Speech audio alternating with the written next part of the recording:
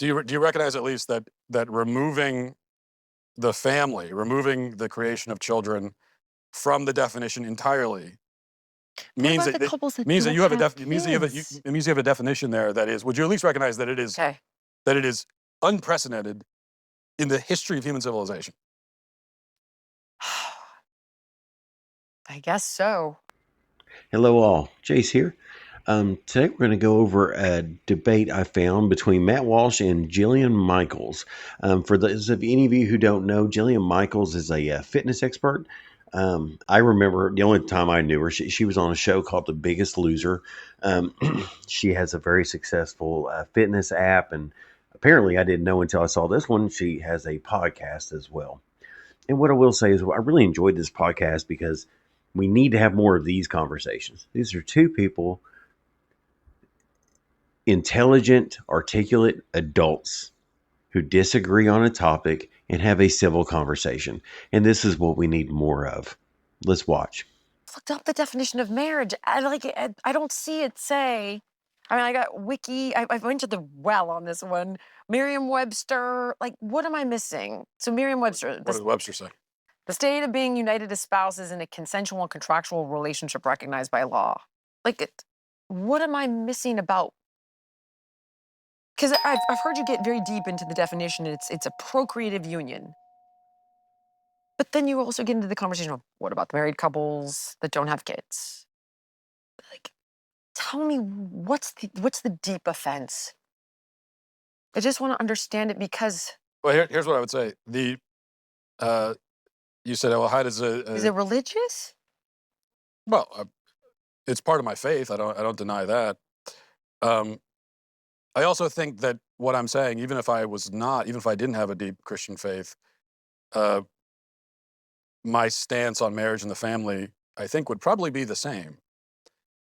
Now it's impossible to say that because you take my faith away from me, I'm a totally different person. So who knows what I would say? Um,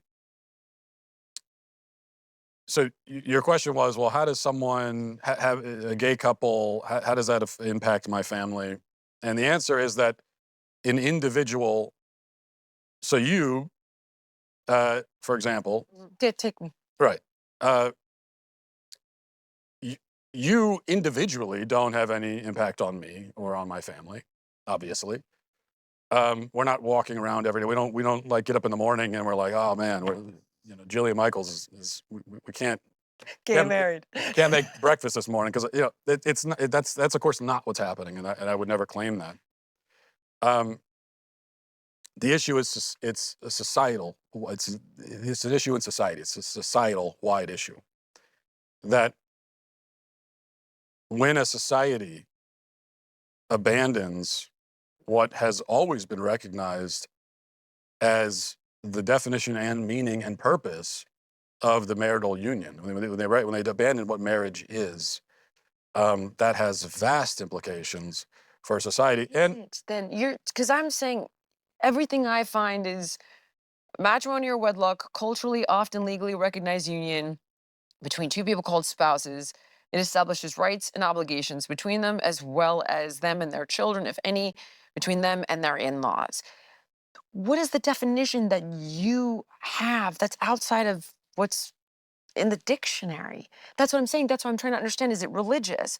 And then which religion? Because there's different definitions of marriage per polygamy, this common law marriage, group marriage. I mean, that's because marriage codifies, protects, uh, sanctifies the inherently procreative union of a man and a woman.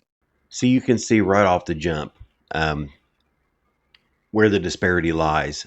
Um, in Matt's view, marriage is a spiritual union between a man and a woman. In Jillian's eyes, marriage is a state-sponsored contract, right? So, the key of this debate is going to be which one of them can try to bring the other more on their side of this argument, because right now they're complete polar opposites. okay. And That's for you, though. it's first of all, it's not just for me. It's for society since the dawn of human civilization. until approximately 15 seconds ago. So it's not just me. Uh, and there's something very real here. Like, this is the way I've tried to explain it, explain my view. That, let's say society were to come crumbling down around us, and we wake up amid the ashes with no memory of anything that happened before, and we're rebuilding from scratch. It's like fundamentally from the ground up. We have to rebuild everything, right? And we look around and we see like the survivors, the people, and we see that they kind of have a tendency to pair up, you know. And we see that there's this one pairing that has this funny habit of creating people. Um, there's this one type of pairing that only this type can create a person. Okay. I think we would say, well, that's different. This is a different kind of thing because it's different from these other relationships because it has this capacity that no other relationship does. And that capacity is not it's not a small thing. It's not incidental. It's not uh, it's not superficial. I mean, it creates people. In fact, that the further existence of Sex creates people. right I mean, sex between a a man and a one woman. night stand can create a person. Right. I would say a marriage Yes, but nurtures a child. In a loving marriage with kids, you're there to love them, you're there to guide them. I can teach my son right, how and to take risks, although I do appreciate the necessity of a father's role, and that is a huge thing. I don't disagree with you on that. I'm not trying to take that away from you. But two idiots having a one night stand can have a baby. sure, and that exactly, and that I think only proves my point that this union, this coupling of a man and a woman is loaded with implications and with a power that no other type of relationship. Let me finish. Yeah, you're right. Go No ahead. other type of relationship has. Sure. And so I think it makes sense for society to say, well, this is a different kind of thing. And this is frankly more important than any of these other kinds of relationships because of the power that it has. And so we are going to call that something else and we are going to protect it in a way that we don't protect other relationships because those other relationships do not have this capacity. Um, and for thousands of years of human history, uh, that's what marriage did. That was the point of marriage. It was to codify and protect the inherently and uniquely procreative union of a man and a woman. Okay. I A mean, union that by its nature can procreate. Although of course we know that there are there are plenty of plenty of married cases where they couples don't. that don't have kids, right? Right. And But I would say that it's not marriage that makes a baby, it's sex between a man and a woman that makes a baby, and yeah, anybody marriage can doesn't do make the that, baby. Right. You're right. married or not. And Marriage is there to protect and solidify that family for when the baby is created. Of course, the marriage doesn't create the baby, but the marriage is there very much there for the baby. but then why would you deny children in a gay family to have those protections? Because there are tons of them. There are over 1,100 rights that come with marriage. I'm a tax-paying American. Why would I be denied that? I mean, the list is like insane. It's everything from making spousal medical decisions, being able to jointly adopt a kid, joint filing of taxes. I mean, the list is so long. Property tax exemptions. It's 1,100.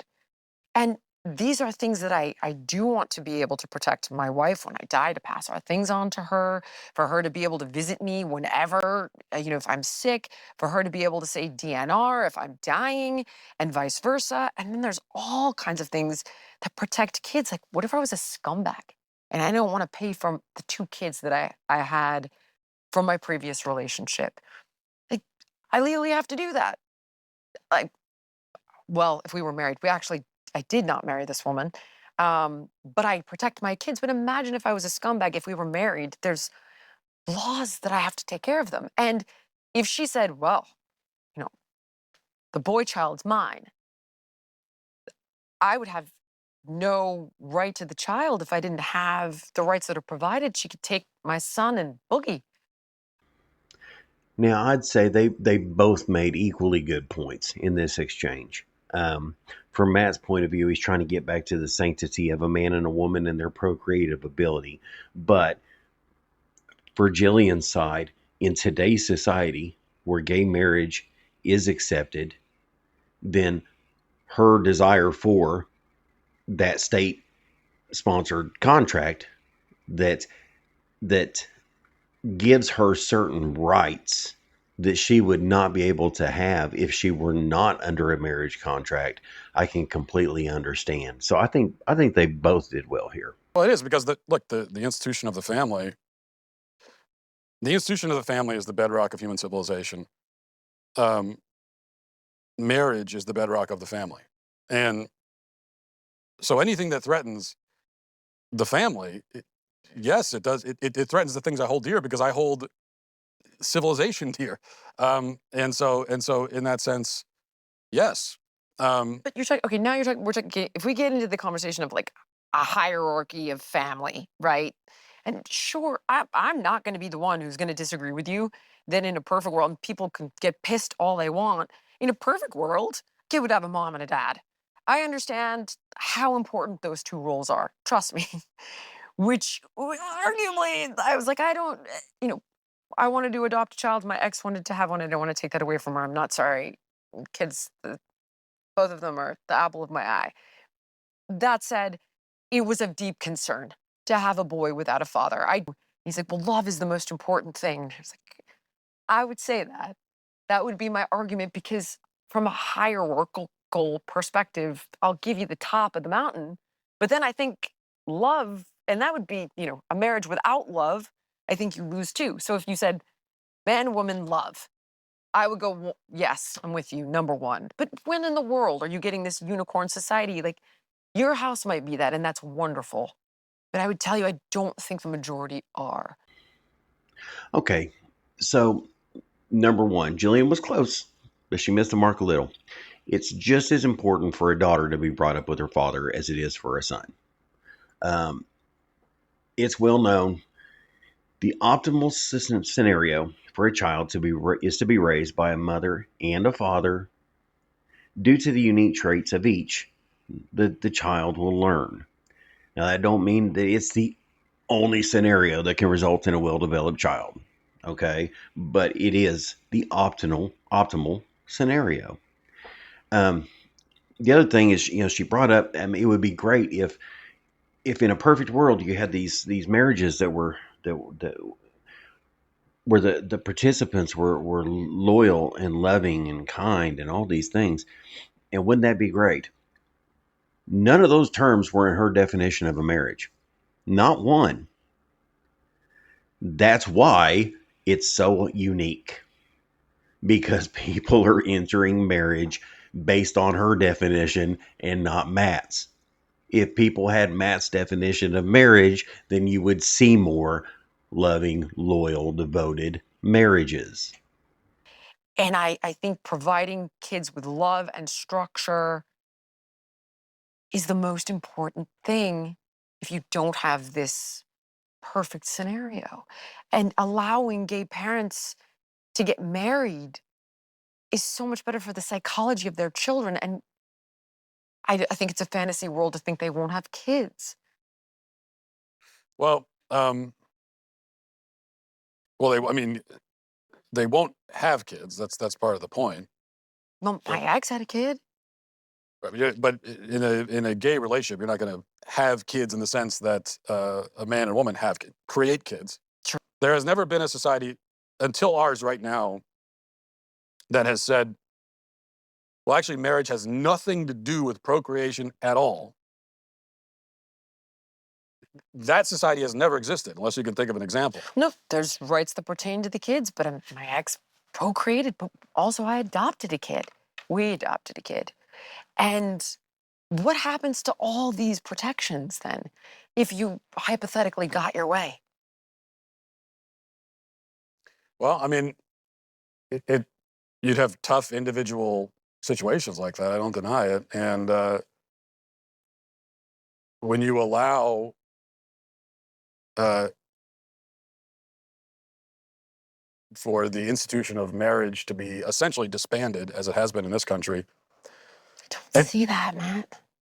any effort to I don't see that allowing people to be a part of something that is special. I don't see how that disbands it. Being a person of faith, obviously you believe in God. Why would God create something that is not okay? Like somehow, unless if you're an atheist or you're agnostic, then maybe you could say like this is a freak show. But if you believe in God, why would he, she, whatever they? he. Did you have it? Let's do he. let's do let's do God. We don't get into too much trouble. God, because I say she, you'll say he. Let's settle on God. I'm actually genderless with my God. Okay, moving on, Jill. Point being, why would God allow for gay people to exist? Are you Christian? Are you? I'm totally agnostic. I would.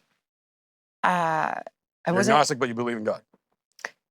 I believe in more agnostic. Okay, so my understanding of atheist, I don't believe in anything. Agnostic, I do believe in something. I don't know exactly what it looks like. I wasn't raised with an organized religion because my mother was Jewish and my father was Greek Orthodox. So I think both of them felt like, you know what, she'll figure it out. Um, I love science. I like listening to astrophysicists talk about the universe and you know that stuff really to me is proof of God when I hear about that stuff.